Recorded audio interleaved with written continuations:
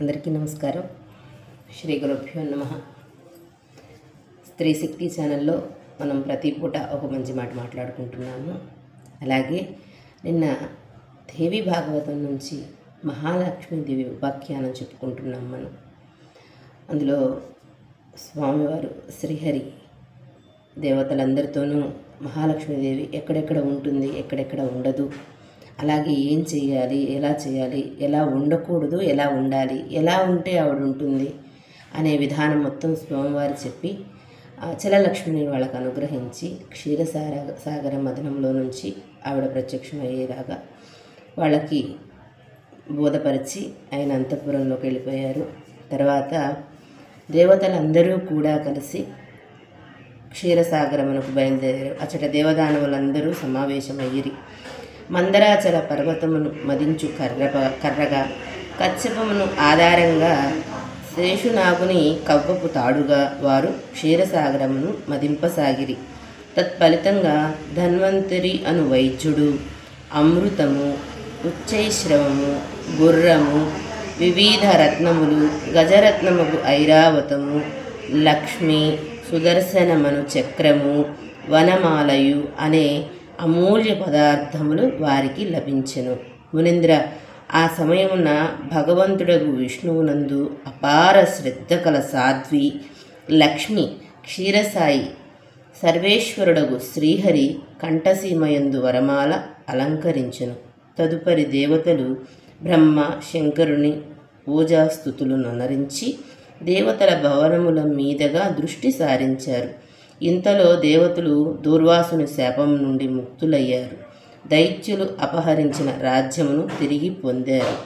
నారద, ఇట్లు దేవి మహాలక్ష్మి కృపతో వరమును పొంది వారు పరమసుఖమును పొందారు. ఇట్లు మహాలక్ష్మి యొక్క శ్రేష్టముగు సకల ఉపాఖ్యానములను తెలిపితిని.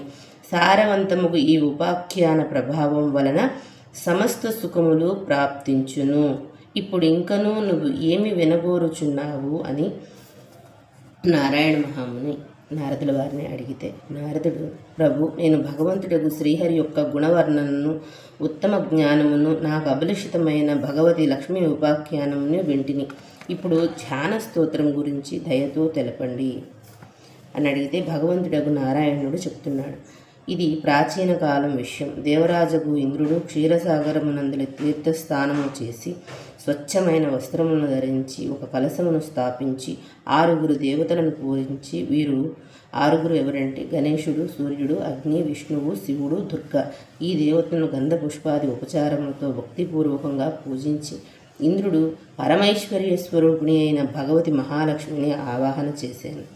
పురోహితుడకు బృహస్పతి అటులనే బ్రహ్మ చెప్పినట్లు పూజను నిర్వహించెను. అలా పవిత్ర ప్రదేశమునందు అనేక మునిగణములు, బ్రాహ్మణ సమాజములు, గురుదేవులు, శ్రీహరి అను దేవతా సమూహములు, ఆనందమయుడు, జ్ఞానస్వరూపుడు భగవంతుడకు శంకరుడు విరాజమానులై ఉన్నారు. నారద, దేవేంద్రుడు చందన చర్చితములైన పారిజాత పుష్పమును తీసుకుని వచ్చి భగవతి మహాలక్ష్మిని ధ్యానించి పూజించెను. పూర్వకాలమున భగవంతుడు శ్రీహరి బ్రహ్మ కొసికిన ధ్యాన విధానమును సామవేదాంతర్గతమైన దానితో ఇంద్రుడు భగవతిని చింతన చేసెను. నేను ఆ ధ్యానమును నీకు తెలిపెదను. పరమ పూజ్యురాలకు భగవతి మహాలక్ష్మి సహస్రదళ కమల కర్ణికలతో విలసిల్లుచున్నది. ఈమె ఉత్తమ కాంతి శరత్ పూర్ణిమ నాటి కోట్ల కొలది చంద్రుల శోభను హరించున్నట్లున్నది. ఈ పరమసాధ్వీదేవి తన స్వయం ప్రకాశంతో వెలుగొందుచున్నది. పరమ మనోహరమగు దేవి దర్శన భాగ్యమును పొంది మనస్సు ఆనందంతో వికసించుచున్నది. ఆమె మూర్తిమంతమై తప్తకాంచన శోభను ధరించి ఉన్నది. రత్నమయ ఆభరణములు ఆ దేవి శరీర కాంతిని దేదీప్యమానమునరించుచున్నవి. ఆ దేవి పీతాంబరము ధరించి ఉన్నది. ప్రసన్నవదన అయిన భగవతి మహాలక్ష్మి ముఖం చిరునవ్వుతో నిండి ఉన్నది. సదా యవ్వనావస్థలో ఆ దేవి సంపన్నురాలు. ఈమె కృప వలన సకల సంపదలు సులభమగును. అట్టి కళ్యాణ స్వరూపిణి భగవతి మహాలక్ష్మిని నేను ఉపాసించుచున్నాను అని అమ్మవారిని స్తోత్రం చేసి తర్వాత పూజకు సంబంధించిన అనేక రకాలైన విచిత్రమైన విశ్వకర్మ ఏర్పరిచినటువంటి అమూల్య రత్నాలు, సారం, అలాగే విచిత్ర ఆసనాలు, కమలాలయ విశుద్ధ గంగాజలం, అన్ని రకాల మనకి భూమి మీద ఏవైతే అమ్మవారు మనకి ఇచ్చారో వాటన్నిటిని పెట్టి చక్కగా అమ్మవారికి ఇంద్రుడు పూజించారు. పూజనతో చక్కగా అన్నీ కూడా తైలము, సుగంధంతో నిండిన ఉసిరి చూర్ణంతో శరీర సౌందర్యమును పెంపొందించుటకు పరమ సాధనము. అలాగే ఆవిడకి అభ్యంగ స్నానానికి, ఆ తర్వాత ఆమెకు చక్కగా ఆభరణాలతో అలంకారం, ఆ తర్వాత అమ్మవారికి పెట్టే ప్రసాదాలు ఏవి పెట్టాలి ఏవి పెట్టకూడదు అనేది మనకి నైవేద్యం కూడా చెప్పారు. చక్కగా నైవేద్యం అలా అమ్మవారిని చక్కగా పూజించి ఆ తర్వాత అమ్మవారిని ప్రార్థన చేశారు. నిత్యం ఇది పూజించవలసిన స్తోత్రం. మునీంద్ర, దేవరాజు ఇంద్రుడు స్తోత్ర రూపము ఈ మంత్రాన్ని పఠించను. భగవతి మహాలక్ష్మికి పైన చెప్పిన ద్రవ్యాలన్నీ సమర్పించను. తదుపరి భక్తితో విధి విధానంగా ఆ దేవి మూల మంత్రము 10 లక్షలు జపించను. తత్ఫలితంగా అతనికి మంత్రసిద్ధి ప్రాప్తించినది. ఈ మూల మంత్రం అందరికీ కూడా కల్పవృక్షం వంటిది. బ్రహ్మ కృప వలన అది ఇతనికి లభించింది. ఈ మంత్రమును మనం గురువు గారి ద్వారా మాత్రమే భర్తకు ఇప్పించి భర్త నుంచి భార్య తీసుకోవాలి. గురుముఖత తీసుకున్న ఈ మంత్రాన్ని 10 లక్షలు జపిస్తే అమ్మవారి లక్ష్మీ కటాక్షంతో పాటు మంత్రసిద్ధి కలుగుతుంది అని ఇందులో మనకి చెప్పడం జరిగింది. దీనికోసం మనం చెప్పుకున్నాం. ఇవి బీజాక్షరాలు చెప్పకూడదు. ఇదే మూలమంత్రం యొక్క స్వరూపం. కుబేరుడు ఈ మంత్రంతోనే భగవతి మహాలక్ష్మిని ఆరాధించి పరమైశ్వర్యాన్ని పొందెను. ఈ మంత్ర ప్రభావంనే దక్ష సావర్ణిక మనువు అనే రాజు పదమని పొందారు.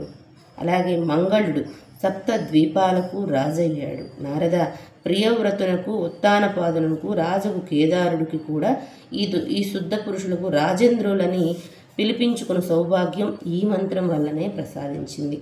ఈ మంత్రం సిద్ధించిన తర్వాత భగవతి మహాలక్ష్మి ఇంద్రుడికి దర్శనమిచ్చినది. ఆ సమయమున వరదాయినిగా భగవతి విరాజమానమై ఉన్నది. ఆమె తేజస్సు సప్తదీపవతియగు పృథివినంతటా వ్యాపించి ఉన్నది. తెల్లని చెంపక పుష్పము అనున్నట్లు ఆ దేవి విగ్రహం ప్రకాశించుచున్నది. రత్నమయ ఆభరణముల ద్వారా ఆమె శోభ ఎనమడించుచున్నది. ఆ దేవి దివ్యముఖమున చిరునగువు నిండి ఉన్నది. భక్తులను అనుగ్రహించుటకై ఆ దేవి మిగులు ఆతురుత అయి ఉన్నది. ఆమె కంఠమాలయందు రత్నహారము సుశోభితమై ఉన్నది. ఆమె కాంతి అసంఖ్యాకులైన చంద్రులను పోలి ఉన్నది. జగత్తుకు జన్మనసుగు శాంతస్వరూప భగవతి మహాలక్ష్మిని చూసి దేవేంద్రుడు ఆ దేవిని స్తుతింపసాగిను. ఆ సమయమున అతని సర్వ అంగములు కూడా పులకరించుచుండెను. నేత్రములు ఆనంద అశ్రువులతో నిండి ఉండెను. అతడు అంజలి ఘటించి బ్రహ్మకృప వలన సకల అభిష్ట ప్రధాయనియగు వైదిక స్తోత్రరాజం అతనికి జ్ఞాపకం వచ్చినది. దీనినే చదివి అతడు ఆ దేవుని స్తుతింపసాగాను. దేవరాజగు ఇంద్రుడు మహాలక్ష్మీదేవిని స్తోత్రం చేస్తున్నారు. భగవతి కమలవాసినికి నమస్కారము. దేవి నారాయణికి పదే పదే వందనములు.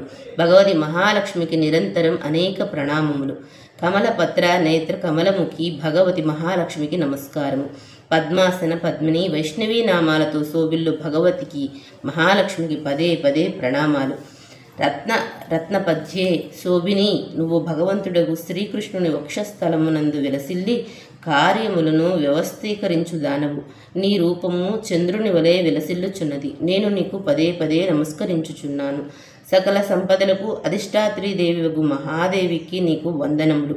బుద్ధి స్వరూపవు, బుద్ధి ప్రదాతవు నీకు భగవతికి అనేక ప్రణామములు. దేవి, నీవు వైకుంఠమునందు మహాలక్ష్మివి, క్షీరసాగరుని ఇంట లక్ష్మివి, రాజభవనములందు రాజ్యలక్ష్మివి, ఇంద్రుని స్వర్గమునందు స్వర్గలక్ష్మివి, గృహస్థుల ఇంట గృహలక్ష్మివి, గృహదేవతల సాగరుల వద్ద సురభివి, యజ్ఞమునందు దక్షిణ రూపమున విరాజమానవు.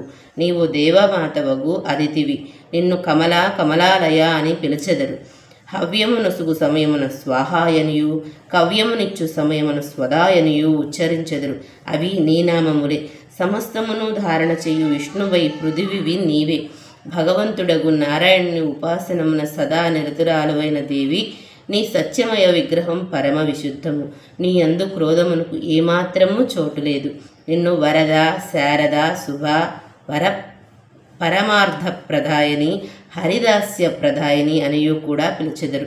నీవు లేకపోయినచో సకల జగత్తు నిస్తంత్రమయ్యి భస్మమగును. నీ ఉనికి లేనిచో సకల విశ్వము ప్రాణములు ఉండి కూడా మృతప్రాయమగును. నీవు సకల ప్రాణులకు శ్రేష్ఠురాలువగు తల్లివి. అందరకు బంధురూపమున నీ ఆగమనము జరుగును. నీ కృప వలనే ధర్మ, అర్థ, కామ, మోక్షములు లభ్యమగును. పాలు తాగు పిల్లలకు తల్లి వలె అఖిల జగత్తునకు జననివై అందరి కోర్కెలను తీర్చుచుందువు. స్తన్యపానము చేయు శిశువులకు తల్లి లేకపోయిను భాగ్యవశమున వాళ్ళు జీవించెదరు. కానీ నీవు లేకుండా ఎవ్వరూ జీవింపలేరు తల్లి. ఇది పూర్తిగా నిశ్చితము. అంబిక, సదా ప్రసన్నతతో నుండుట నీ స్వాభావిక గుణము. అందువలన నా ఎడల ప్రసన్నరాలు కమ్ము. సనాతని, నా రాజ్యము శత్రువుల హస్తగస్తమైనది. నీ దయవలన నాకు అది మరలా ప్రాప్తించుకాక. హరిప్రియ, నీ దర్శనం నాకు కలగనంత వరకు నేను బంధుహీనుడను, భిక్షుకుడను, సంపదలేమియూ లేనివాడినై ఉంటిని. కానీ ఇప్పుడు నాకు జ్ఞానము, ధర్మము, సకలాభీష్ట సౌభాగ్యము, ప్రభావము, ప్రతాపము, సర్వాధికారము, పరమైశ్వర్యము, పరాక్రమము, యుద్ధమునందు విజయము తప్పక ప్రాప్తించవలెను. నారద ఇట్లు పలికి సకల దేవతలతో కూడిన దేవేంద్రుడు తల వంచి భగవతికి, మహాలక్ష్మికి పదే పదే ప్రణామం చేసిన. ఆ సమయమున అతని కనులలో ప్రేమానంద భాష్మాలు నిండి ఉండును. దేవతలు మేలను కోరి బ్రహ్మ, శంకరుడు, శేషునాగుడు, ధర్ముడు, కేశవుడు ఈ మహానుభావులందరూనూ భగవతి మహాలక్ష్మిని ప్రార్థించారు. అప్పుడు దేవసభయందు శోభెల్లుడు భగవతి ప్రసన్నురాలయ్యింది. దేవతలకు వరము నొసిగెను. భగవంతుడగు శ్రీకృష్ణుడుకు మనోహరమైన పుష్పమాలను సమర్పించెను. దేవతలందరూ తమ తమ స్థానాలకు వెళ్ళిపోయారు. స్వయంగా భగవతి క్షీరసాగర సాయి భగవంతుడగు శ్రీహరి దగ్గరకు ఆనందంతో చేరుకున్నది. మునీంద్ర, బ్రహ్మ, శంకరుడు కూడా దేవతలకు శుభాశీస్సులు నొసిగి సంతోషాన్ని ప్రకటించుచు వారు కూడా వారి వారి ధామాలకు తిరిగి వెళ్ళిపోయారు. ఈ స్తోత్రం మిగులు పవిత్రమైనది. త్రికాలములందు దీనిని పఠించిన పురుషుడు గొప్ప భాగ్యశాలి అవుతాడు. కుబేరుని వలె రాజాదిరాజు కాగలడు. 5 లక్షల జపించినచో మానవులకు ఈ స్తోత్రం సిద్ధించును. ఈ సిద్ధ స్తోత్రమును ఎవరైనను నిరంతరం 1 రోజులు పఠించినచో అతడు మహాసౌఖ్యమును పొందును. రాజేంద్రుడగు ఇందులో ఏ సంశయమును లేదు. మహాసౌఖ్యమును పొందును. అతడు రాజేంద్రుడగును. ఇందులో ఏ సంశయమునూ లేదు. ఇది దేవి భాగవతంలో 9వ స్కందంలో మహాలక్ష్మి ఉపాఖ్యానంలో మనకి ఉంటుంది. ఇది నిత్యం చేసుకోవలసిన స్తోత్రం. ఇది అందరికీ అందాలి. అందరూ కూడా సకల సంతోషాలతో ఉండాలి. ఎప్పుడూ మహాలక్ష్మి ఆరాధనతో మనం ప్రతి ఒక్కరూ మా ఇంట్లో కలిసి రావాలి, మా ఇంట్లో సుఖ సంతోషం ఉండాలి, అష్టలక్ష్ములు ఉండాలి అని మనం కోరుకుంటాం కదా. మనం కోరుకుంటున్నాము, కానీ అందులో మన వంతుగా మనం ఏం చేస్తున్నాము? మనకి ఎన్నో ఇచ్చారు, పురాణాలు, ఇతిహాసాలు, అలాగే అనేక రకాలు మనకు వేదంలో ప్రతీదీ కూడా చెప్పినటువంటిది మనం తేలికగా చేసుకోవాలి. ఉన్న సమయాన్ని సద్వినియోగం చేసుకోవాలి. కొంతమందికి వేదంలో ఆచరించాల్సినవి, అలాగే కొంతమందికి ఎవరి నియమాలు, ఎవరి ఆచారాలు వాళ్ళకు ఉంటాయి. అలాగే కొంతమందికి అసలు సమయం ఉండదు. ఒకవేళ బ్రాహ్మణుల చేత మనం ప్రతిదీ చేయించుకుందాం అనుకున్నా కూడా సమయం ఉండదు. అలాగే కొంతమందికి ధనం దగ్గర ఉండదు. కానీ అందరికీ ఒకే రూపంగా ఎప్పుడు భగవతి మనకి కొలమానమై ఉంటారు. వాళ్ళని మనం కొలుస్తున్నాం. వాళ్ళు అలా కాదు, అందరి పట్ల తల్లి తండ్రి నిష్పక్షపాతంగా మనల్ని కరుణించటానికి మనకి ఇటువంటివి చాలా ఇచ్చారు. వ్యాసుల వారు మన పట్ల ఎంతో అపార కరుణ ప్రేమతో మనకి ఇటువంటి అన్నీ కూడా పురాణ రూపంలో చక్కగా తాత్పర్యాలతో మనం కేవలం చదువుకొని తరించిపోయేలాగా మనకి ఇచ్చారు. ఇది ఇలాగా దక్షిణాదేవి స్తోత్రం కూడా అంతే. మొన్న మనం చెప్పుకున్నాం. అలా నియమంగా ఒక 40 రోజులు మనం దక్షిణాదేవి స్తోత్రాన్ని చేస్తే ముందు చక్కగా భూమి కొనుక్కోవడం, ఇల్లు లేని వాళ్ళు ఇల్లు కొనుక్కోవడం, భార్యాభర్తలు ఏమన్నా గొడవల్లో ఉంటే గొడవలు సర్దుకోవడం, అలాగే అమ్మవారి కృపకు పాత్రలు కావడం జరుగుతుంది. అలాగే మహాలక్ష్మి ఉపాఖ్యానం కూడా అంతే. ఇది నిత్యం పఠించవలసిన స్తోత్రం.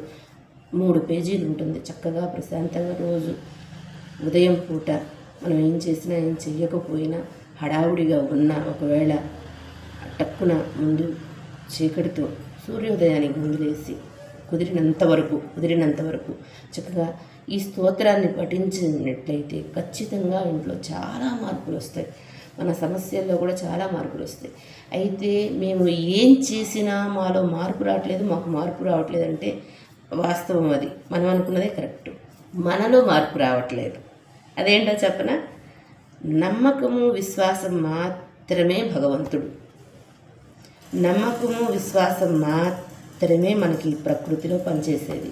మనం ఎంత నమ్మకంతో భగవతినైనా, భగవంతుడినైనా, శివుడినైనా, విష్ణువునైనా, ఎవరినైనా సరే మీరు ఏ దేవతామూర్తినైనా ఆరాధించండి. అందులో మనకి ఉండాల్సింది స్వచ్ఛమైన వాళ్ళ పట్ల మనకి ప్రేమ, భక్తి, నమ్మకం, విశ్వాసం. ఇవి భయంతో కూడి ఉండాలి. అందుకే భయభక్తులు అంటారు.